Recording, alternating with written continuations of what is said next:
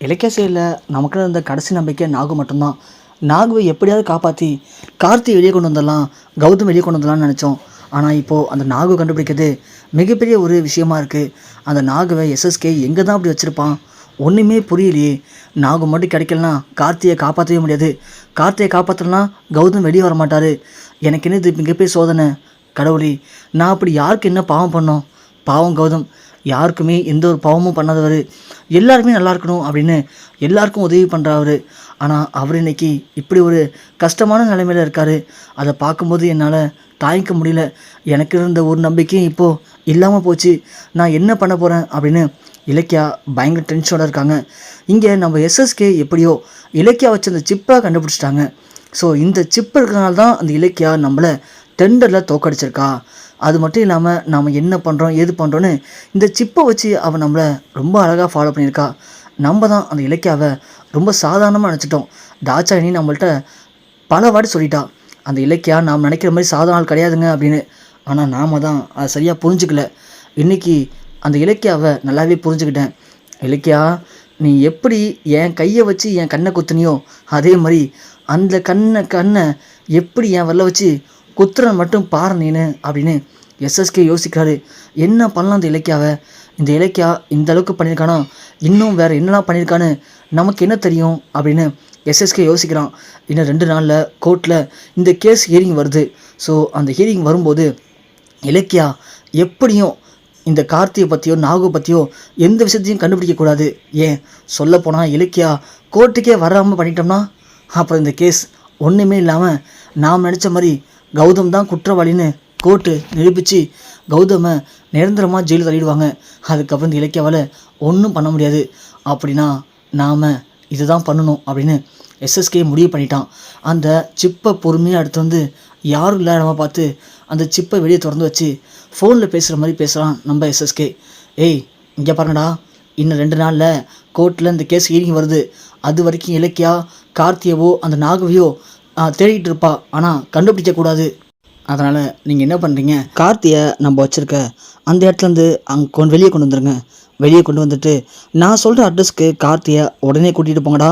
அதே நாகுவையும் அதே அட்ரஸுக்கு கொண்டு போங்க. 2 பேரையும் நான் சொல்கிற வரைக்கும் அந்த அட்ரஸை விட்டு வேறு எங்கேயுமே மாற்றாதீங்க. அப்போ தான் இலக்கியா கண்ணில் நம்ம மண்ணை தூவ முடியும். அப்போ தான் இந்த 2 பேரை வச்சு இலக்கியாவனா பழி வாங்க முடியும். புரியுதா?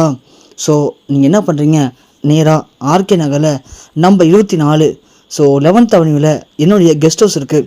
அங்கே இந்த 2 பேரையும் கொண்டு போங்க. கொண்டு போய் பத்திரமா அடைச்சி வைங்க. அடைச்சி வச்சுட்டு நீங்கள் கிளம்பிடுங்க. அவங்க 2 பேரும் அங்கேயே இருக்கட்டும். இன்னும் 2 நாளில் கோர்ட் கேஸ் ஹியரிங் வருது. அது முடிஞ்சதுக்கப்புறம் நானே போய் அவங்கள கூப்பிட்டுக்கிறேன். என்ன புரியுதா? சரி, அவங்கள விட்டுட்டு எனக்கு ஃபோன் பண்ணுங்கள் அப்படின்னு இங்கே எஸ்எஸ்கே ஃபோன் வச்சிடறான். வச்ச உடனே நம்ம இலக்கியா, அத்தை இதுதான் சரியான நேரம். அந்த எஸ்எஸ்கே இது வரைக்கும் என்னென்னமோ பண்ணான். கடைசியில் இப்போது கார்த்தி நாகு 2 பேரையும் கொண்டு போய் ஒரே கெஸ்ட் ஹவுஸில் அடைச்சி வைக்க போகிறான். நான் மட்டும் இப்போது கரெக்டாக அந்த கெஸ்ட் ஹவுஸ் போனேன்னா அந்த 2 பேருமே மீட்டுருவேன். மீட்டுட்டா 2 பேரையும் கொண்டு போய் கோர்ட்டில் ஒப்படைச்சி, ஸோ கார்த்தியும் கண்டுபிடிச்சாச்சு, நாகு வச்சு இதுக்கெல்லாம் காரணம் யாருங்கிறத கோர்ட்டில் நிரூபிச்சிடலாம். அத்தை கண்டிப்பாக நாகு நமக்காக சாட்சி சொல்லுவான். அத்தை நான் உடனே கிளம்புறேன். அத்தை. இலக்கியா, என்னம்மா நீ பாட்டுக்கு உடனே கிளம்புறேன்னு சொல்கிற? அத்தை ஆமாம் அத்தை, அப்போ தான் நம்ம கார்த்தியும் நாகையும் காப்பாற்ற முடியும். இங்கே போய் இலக்கியா, நீ போகிறது சாதாரண ஆள்கிட்ட இல்லை, அந்த எஸ்எஸ்கேட்ட மோதிக்கிட்டு இருக்க. அதனால் நீ மட்டும் தனியாக போய் என்னம்மா பண்ணுவ? இல்லைம்மா, நீ மட்டும் தனியாக போகக்கூடாது. நானும் வரேம்மா, உன் கூட நானும் வரேன். நான் வந்தால் கண்டிப்பாக உனக்கு துணையாக இருக்குமா? அத்தை இல்லைத்த, அது என்ன இலக்கியா, என்ன யோசிக்கிற? நானும் வரேன் இலக்கியா. இல்லைத்த, அங்கே என்ன வேணாலும் நடக்கலாம். ஏன் அத்தை, நீங்கள் இங்கேயே இருங்க, நான் மட்டும் போயிட்டு வரனே. இல்லை இலக்கியா, நீ போயிட்டனா அங்கே உனக்கு என்னாச்சு? நீ கார்த்தியை பார்த்தியா, நாகுவை பார்த்தியா, 2 பேரும் வெளியே கொண்டு வந்தியா இல்லையான்னு என் மனசு கடந்து அடிச்சுக்குமா. இல்லைம்மா, நானும் வரேம்மா. பாரு, அந்த ரேவதியை கௌதமுக்காக எஸ்எஸ்கே ஆஃபீஸில் உட்காந்து எவ்வளோ கஷ்டப்படுறா. தான் உயிரே போனாலும் பரவாயில்ல, என் பிள்ளையை காப்பாற்றணும் அப்படின்னு அந்த ரேவதி அங்கே இருக்கும்போது நான் எப்படிமா இங்கே இருக்க முடியும்? கௌதம் எனக்கும் பிள்ளை தானே. ஸோ கௌதமை காப்பாற்றுறதுல எனக்கும் பங்கு வேணாமா? நான் வரேன் இலக்கியா அப்படின்னு இங்கே ஜானகி இலக்கியா கூட கிளம்புறாங்க. ஸோ ஜானகி இலக்கியா 2 பேர் சேர்ந்து இங்கே எஸ்எஸ்கே சொன்ன அதே அட்ரஸ்க்கு போகிறாங்க. இருந்தாலும் உள்ளே போகாமல் கொஞ்சம் நிற்கிறாங்க. இன்னும் இலக்கியா ஏன் என்னட்ட? இல்லைத்த, அவன் கால் பண்ணி 1 மணி நேரம் ஆச்சு. அதான் இந்நேரத்துக்கு கார்த்தி நாகு 2 பேரும் கொண்டு வந்து அடைச்சிருப்பானு யோசிச்சத்த. ஐயோ இலக்கியா, அதெல்லாம் என்ன கொண்டு அடைச்சிருப்பானுங்க. நீ வா நம்ம போய் பார்க்கலாம் சொல்லிட்டு 2 பேரும் அந்த வீட்டுக்குள்ளேயும் போகிறாங்க. ஸோ வீட்டுக்கு கொல்லை பக்கமாக உள்ளே பூந்து வீட்டை ஃபுல்லாக தேடுறாங்க. ஆனால் அந்த வீட்டுக்குள்ளே யாருமே இருக்கிற மாதிரி எந்த ஒரு அடையாளமுமே இல்லை. 2 பேருக்கும் பெரிய அதிர்ச்சி. என்ன இலக்கியா, இந்த வீடு ஃபுல்லாக எம்டியாக இருக்குது, வீட்டில் எந்த ஒரு ஜாமானும் இல்லை, யாரும் இருக்கிற மாதிரி தெரியலையேம்மா, ஒரே ஒற்றை அடைஞ்ச போயில இருக்குது. அத்தை, அந்த எஸ்எஸ்கே இல்லீகலாக யூஸ் பண்ணுற கெஸ்ட் ஹவுஸாக கூட இருக்கலாம் அத்தை, அதனால தான் இப்படி இருக்கலாம். நீங்கள் வாங்க அமைதியாக போய் நம்ம கார்த்தி அவங்க தேடி பார்க்கலாம் அப்படின்னு 2 பேரும் தேடுறாங்க. இங்கே எஸ்எஸ்கே ஒரு வழியாக கூண்டுக்குள்ளே வந்து 2 எலியும் அழகாக சிக்கிக்கிச்சு. இது 2த்தையும் இங்கேயே அடைச்சி வச்சிட்டோன்னா நமக்கு எந்த பிரச்சனையும் இருக்காது அப்படின்னு எஸ்எஸ்கே யோசிக்கிறான். இன்னொரு பக்கம் பார்த்தா நம்ம ரேவதி இருக்காங்களே, ஸோ அந்த ரூமை ஃபுல்லாக தேடுறாங்க. ஆனால் எங்கேயுமே இல்லை. அந்த பீரோல் ஆடுறத நம்ம ரேவதி பார்க்குறாங்க. பார்த்துட்டு என்ன இது, இந்த பீரோல் ஆடிக்கிட்டு இருக்கே, இதில் என்னவா இருக்கும் உள்ளுக்குள்ளே அப்படின்னு பீரோல் துடைக்க போகும்போது கரெக்டாக ஒரு வேலைக்காரி வராங்க. அதாவது அதே இடத்துல ஒர்க் பண்ணுற ஹவுஸ் கீப்பிங். அவங்க வந்து, ஏ புஷ்பா அங்கே போகாத, இந்தன வா.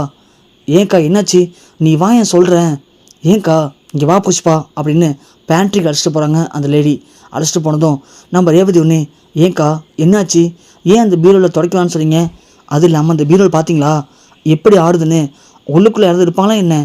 ஐயோ புஷ்பா, உங்ககிட்ட சொல்கிறதுக்கு என்ன இருக்குது, நான் காலையில் அந்த ரூமை போய் துடைச்சேன். சரிக்கா, துடைச்சதும் நம்ம எஸ்எஸ்கே சார் வந்தார். வந்த உடனே இந்த ரூமை துடைக்க வேணாம், நீ கிளம்புற அப்படின்னு சொல்லிட்டாரு. சரின்னு வந்துட்டேன். நீ வர லேட் ஆகிடுச்சா, சரி சாமி கும்பிட்றதுக்கு பத்தி ஏற்றி வைப்பாருன்னு சொல்லிட்டு மேட்ச் பாக்ஸ் இல்லாமல் இருந்துச்சு, அதை கொடுக்கலான்ட்டு போகிறேன். அப்போ பார்த்தா நம்ம முதலாளி என்ன பண்ணார் தெரியுமா.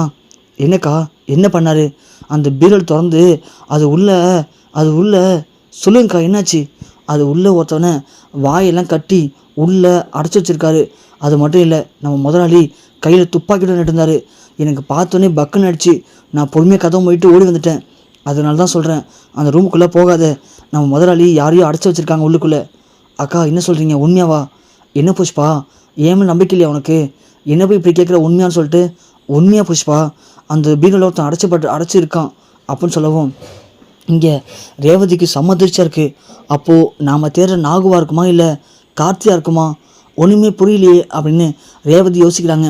உடனே அந்த அக்காட்ட கேட்குறாங்க, ஏக்கா அவர் எப்போ வந்துட்டு போனார் எஸ்எஸ்கே சார், அவர் வந்து போய் கரெக்டாக ஒரு 9 மணிக்கு வந்தார், வந்துட்டு அப்பயே கிளம்பிட்டார் புஷ்பா. அப்படியா, சரிக்கா அப்படின்னு சொல்லிட்டு நம்ம ரேவதி ஒன்று இலக்கியாவை கால் பண்ணுறாங்க. இலக்கியா, அத்தை ரேவதித்தை தான் கால் பண்ணுறாங்க. ஐயோ இலக்கியா, ரேவதிட்ட அப்புறம் பேசிக்கலாம், நீ வா ஃபஸ்ட்டு இந்த ரூமுக்குள்ளே யார் இருக்கான்னு பார்ப்போம் அப்படின்னு சொல்ல சரின்னு சொல்லி இலக்கியா வச்சுட்டு போகிறாங்க.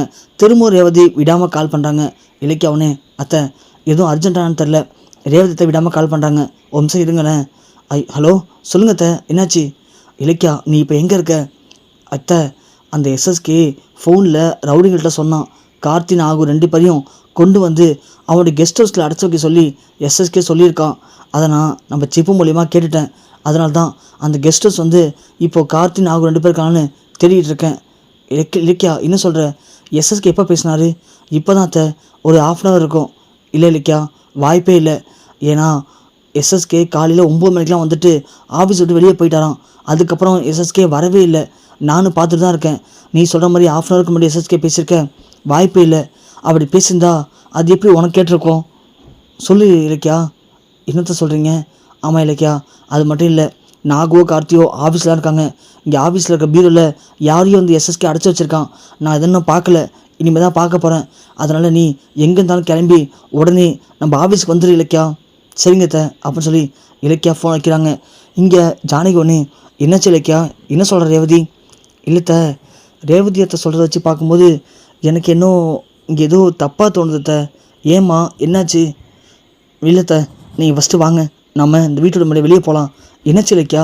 ஐயோ அத்தை, நான் தான் சொல்கிறேன்ல, நீங்கள் வாங்க நான் சொல்கிறேன் அத்தை அப்படின்னு சொல்லிட்டு இலக்கியா நம்ம ஜானகி அழைச்சிட்டு வெளியே வரலான்னு வராங்க. பார்த்தா வாசலில் கரெக்டாக வந்து எஸ்எஸ்கே நிற்கிறான். எஸ்எஸ்கேவை பார்த்து இலக்கியாவும் ஜானகியும் செமையாக அதிர்ச்சாராங்க. ஏன்னா அவங்க 2 பேரும் இதை யோசிக்கவே இல்லை. இங்கே எஸ்எஸ்கே ஒன்று, என்ன இலக்கியா என்ன இந்த பக்கம், அதுவும் என் கெஸ்ட் ஹவுஸ்க்கு. இலக்கியா, நான் கூட உன்னை சாதாரண நினச்சேன், ஆனால் நீனே எவ்வளோ பெரிய புத்திசாலியாக இருந்தா எனக்கே தெரியாமல் என் ஆஃபீஸை வந்து சிப்பை செட் பண்ணி அது மூலிமா நான் பேசுகிறதையும் கேட்டிருப்பேன். உன்னை நான் ரொம்ப ரொம்ப தப்பாக கணக்கு போட்டுட்டேன். உன்னை எடை போட்டது தப்புங்கிறத நான் இன்றைக்கி புரிஞ்சுட்டேன். அதனால தான் உனக்கே இன்றைக்கி ஆட்டம் காட்டிருக்கேன். நீ என்ன பண்ணுற, கௌதம் ஜெயிலுக்கு போகிற வரைக்கும் இங்கேயே இரு. கௌதம் நிரந்தரமாக ஜெயிலுக்கு போனதுக்கப்புறம் அப்புறம் தான் அவனை காப்பாற்றுறேன் அப்படின்னு எஸ்எஸ்கே கதவை முடிட்டு கிளம்பிடான். இங்கே இலக்கியாவுக்கு என்ன பண்ணுறது ஒன்றுமே புரியல. இலக்கியா வந்து ரேவதி கால் பண்ணுறாங்க. ரேவதி பார்த்தா, இலக்கியா அந்த நாகு தான் பீரோவில் இருந்தான். நான் ஒரு நாகுவை காப்பாற்றிட்டேன். நான் இப்போ நாகு அழைச்சி நம்ம வீட்டு தான் போயிட்டுருக்கேன். நீ எங்கே இருக்க இலக்கியான்னு சொல்ல, ஐயோ அத்தை அந்த எஸ்எஸ்கேங்களை முட்டலாக்கிட்டான் அப்படின்னு சொல்லி இலக்கியா அட்ரஸை சொல்கிறாங்க. எஸ்எஸ்கே ஆஃபீஸில் போய் நாகுவை பார்த்தா நாகுவை காணோம்.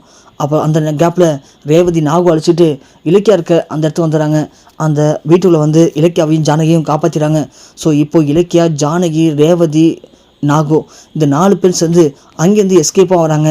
இப்போதைக்கு எஸ்எஸ்கே போட்ட எல்லா திட்டமும் தவிடுபடி ஆகுது. கண்டிப்பாக அடுத்த நாள் கோர்ட்டில் நாகு கோர்ட்டு வந்து எல்லாத்தையும் பண்ண சொன்னது எஸ்எஸ்கே சார் தான், இதுக்கும் கௌதம் சாருக்கும் எந்த சம்மந்தமும் இல்லைன்னு சொல்லி அவன் கோர்ட்டில் சாட்சி சொல்ல போகிறான். அதுக்கப்புறம் கோர்ட்டே எஸ்எஸ்கே தான் குற்றவாளின்னு சொல்லி எஸ்எஸ்கேவை கைது பண்ணிடுவாங்க. ஒருவழியா கௌதம் எந்த ஒரு கடத்தலும் பண்ணலை, கௌதம் நிரபராதி அப்படின்னு கோர்ட் நம்ம கௌதமை ரிலீஸும் பண்ணிவிடுவாங்க.